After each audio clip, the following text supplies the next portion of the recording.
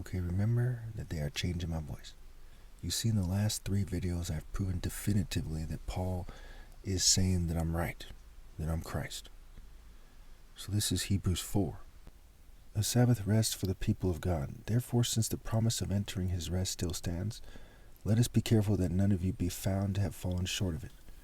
For we also have had the good news proclaimed to us, just as they did. But the message they heard was of no value to them, because they did not share the faith of those who obeyed.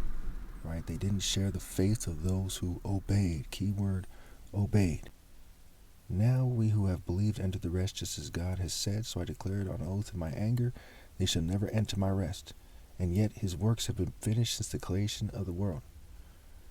For somewhere he has spoke about the 7th day in these words, on the 7th day God rested from all his works. And again, in the passage above, he says, they shall never enter my rest. Therefore, since it still remains for some to enter that rest, and since those who formerly had the good news proclaimed to them did not go in because of their disobedience, God again set a certain day, calling it today.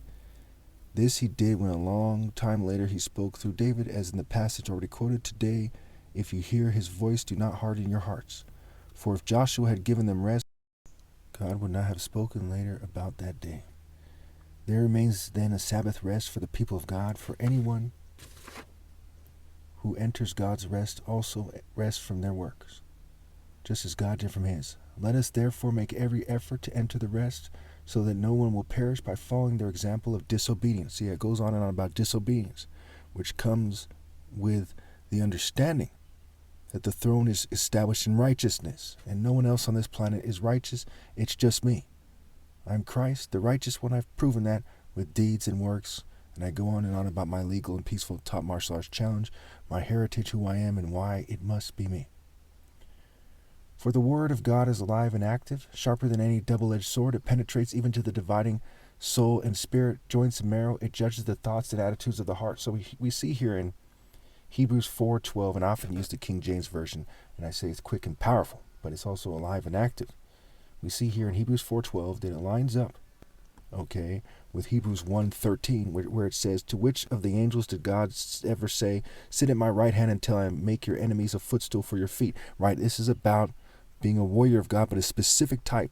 It's not like the military, not like Conan the Barbarian, not like Jackie Chan or Bruce Lee, not like John Jones or Wesley Snipes. It's a very specific type, and it's the Royal African Falcon Top Martial Arts Order. It is me, the King of Kings. Okay, my exact type. Nothing in all creation is hidden from God's sight. Everything is uncovered and laid bare before his eyes, before the eyes of him to whom we must give account. Jesus, the great high priest. Therefore, since we have a great high priest who has ascended into heaven, Jesus, the Son of God, let us hold firmly to the faith we profess. For we do not have a high priest who is unable to emphasize with our weakness, but we have one who has been tempted in every way just as we are. Yet he did not sin. Again, I'm blameless. There's nothing that can be held against me, especially as they've been running psyops on me my whole life, and they've been cheating me out of my rightful place as Christ, me specifically. Just because there's psyops run on you doesn't mean you're blameless. You're not. Let us then approach God's throne of grace with confidence, so that we may receive mercy and find grace to help us in our time of need. Now, what it is not saying, okay, it is not saying that you can do whatever you want and that I empathize with that. No.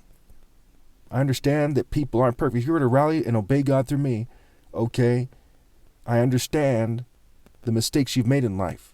And the fact that you do that, if you were to do that, strongly suggest, depending on the situation, that those mistakes were understandable. It's saying something along these lines.